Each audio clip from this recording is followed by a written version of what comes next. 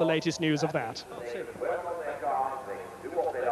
Right, well, let's hope that resolves itself as soon as possible. You know, one of the most coveted pieces of machinery to have on your drive or in your garage is a Porsche. But you can still only do 70 miles an hour on most of the streets in Great Britain.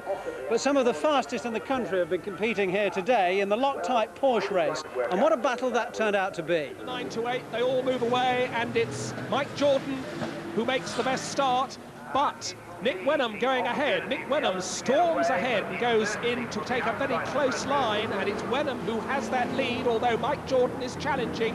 It's Wenham from Jordan as they go into the Pie Chicane for the first of 10 laps. These tail-heavy Porsches hanging their tails out. Nick Wenham leads, and a lot of chiseling and battling for position as they come down into the Pie Chicane. That's the rest of the field, but Wenham has the lead. It's Jordan in second place. Keith Russell has made a good start and is moving up into third place, with Tony Drawn fourth. Let's not forget that Tony Drawn happens to be in a front-engine car, a 928S, which is the latest of the Porsche breed, if you like to say. Much heavier car than the rest, a V8 5-litre, a very nice little car. It's a lightweight. It's called the Club Sport, basically. But as you can see, they've got it nearer the front every race. It's right up there with them at the moment. Whether it stays there's another factor. Well, that's Wenham, number 5, the leader, with Mike Jordan, the reigning champion, right on his tail. Wenham very, very close to the barrier there. And Tony Drawn in fourth place. You can see the quite differently whale-shaped 928, and Jordan makes a challenge. Jordan goes ahead as they go into Loctite turn. Appropriately enough, a big sideways moment for Jordan. He corrects it. So Mike Jordan, now the leader as we go into the Bromsgrove Street section on this first of 10 laps. Mike Jordan, the leader. Nick Wenham in second place. Still Keith Russell, who started on the third row of the grid, in an excellent third place. Tony Drawn is fourth. That's the leading quartet. And Dickie Atwood is there somewhere. Let's not forget him. Dickie is here as a guest drive this weekend in place of Tiffany Dell, who's racing in Japan. He's in a 944. And, of course, Dickie won Le Mans back in 1971, and in fact came second at Monte Carlo in the Monaco Grand Prix some time ago. So Dickie's a very experienced campaigner out there. And he started from the third row of the grid, but Keith Russell was able to make an excellent start from his third row grid position, because there was a gap in front of him where Chris Millard should have been. Millard is Nick Wenham's teammate, but it's Wenham in second place, and he is fighting back. He doesn't like Mike Jordan having the lead, and Wenham having a look at the outside as they come into Halford's corner for the second time. He can't do it. Now he nudges back onto the inside, but Mike Jordan seems to have the matter nicely sewn up, and I think that little effort lost Nick Wenham a little bit of time. But now Wenham looks at the other side, and they're almost side by side as they come down Belgrave Middleway. On the outside of the approach to Ferodo, it's Wenham, but the door is firmly shut by Mike Jordan. I think he did a very good job there. I think it's a very brave move, because these cars are very difficult to outbrake somebody, because, you know, with all that weight at the back, you're inclined very easily to lock the front brakes up. So you've got to be very wary. But again, they're alongside one another, as in fact they are in third and fourth place. Yes, he tried to do to Jordan what Jordan did to him on the previous lap going into Loctite turn. He didn't just quite have enough grunt. There was a battle behind them for third place. That's between Russell and Drawn. But look at those sideways opposite lock slides, and Drawn is up to third place. Tony Drawn's gone ahead of Chris Millard. So this big, heavy 928, as Derek says, quite different handling characteristics. Which would you rather be driving around the streets of Well, Birmingham? actually, I'd rather drive a 911, I must admit, because you can tip them about a bit easier. The 920 is a much smoother, much more beautiful car to drive, but I think on the limit, the 911 is probably somewhat easier in competition. Well, Tony Drawn has, of course, a lot more power, but a lot more weight in the 928.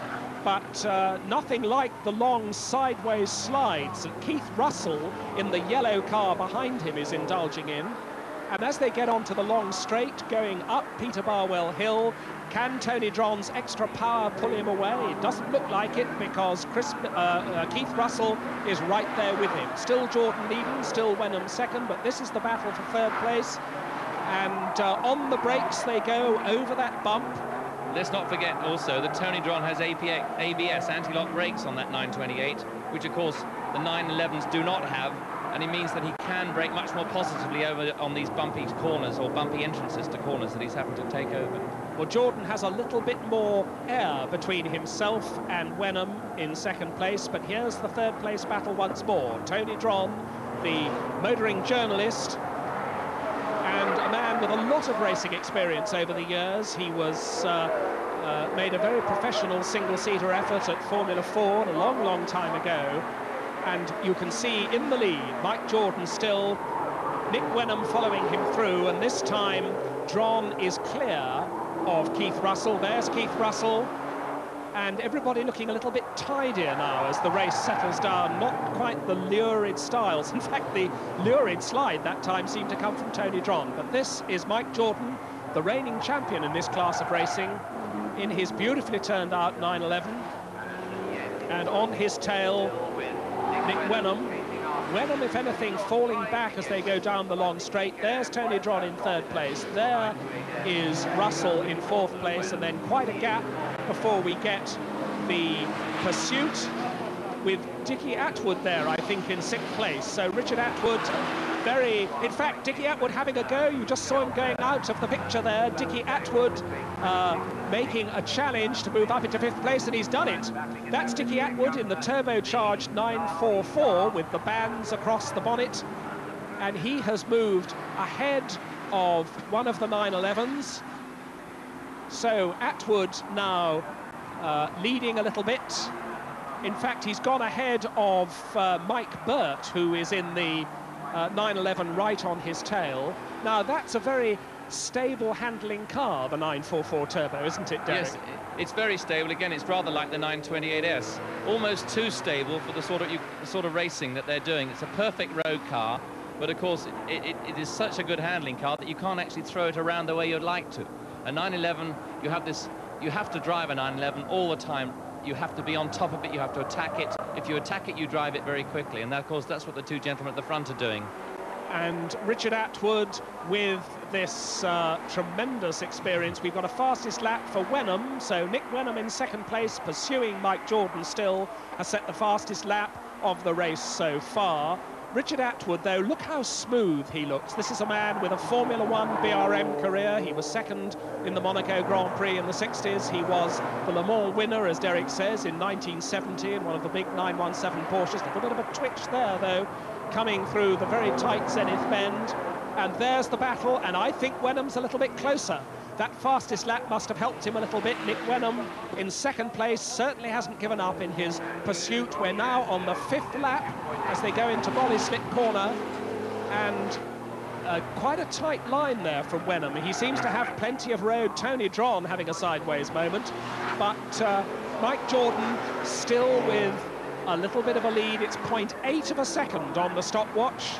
4/5 of a second gap between these two men as they go up Peter Barwell Hill and into Halfords Corner. Yeah, and in fact, Nick Wenham is coming right up on Mike Jordan coming up the hill.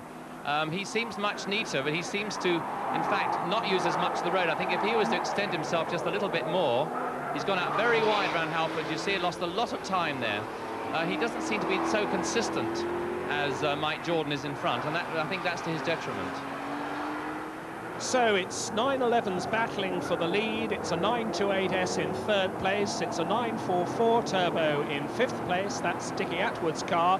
Once more, Nick Wenham gets very close indeed at Ferodo Corner. They go on down Sherlock Street. This is the 5th of 10 laps. There's Tony Dron in third place, and Tony Dron all on his own on third place. He's dropped the pursuit, and now Jordan taking a tight line. No, he was taking a tight line, but of course what the other lad wasn't about to let him go round the outside of him, and he made, if you want to overtake me, boy, you're going to have to go round the long way, and that's not a very nice way in a 911. Zenith bend down Bromsgrove Street. Nick Wenham working and working. Meanwhile, I think you'll notice Tony Dron really is catching them up quite well, because of course the lead of Wenham and Jordan that are in front are having a bit of a dice. It's giving Tony Dron that chance to catch up a little bit of time on them. I don't know what the difference is right now. It's 3.75 seconds to the leader. Well, that isn't very much at all.